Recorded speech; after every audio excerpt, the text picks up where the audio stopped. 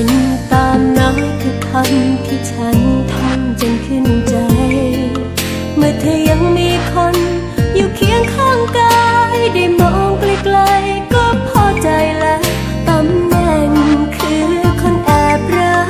ลำดับถึงจะปลายแถวนั้นก็ดีแล้วฉันรู้ฉันเป็นใครวันนี้ที่เธอโดนทิ้งขอบอกเรื่องจริงให้เธอรู้ว่าแอบมีความยินดีที่เธอเลิกราเลยเตรียมตัวมาพูดความในใจอย่าห่วงว่าจะผูกมัด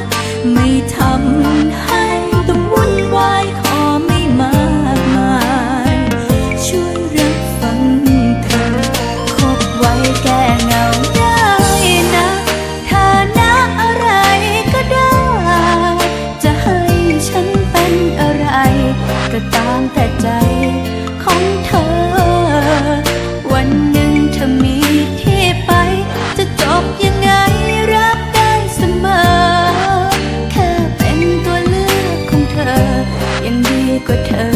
ไม่เคยมองกันไม่ได้ให้จริงใจไม่ได้ให้ผูกพันมาอยู่ใกล้ฉันสักวัน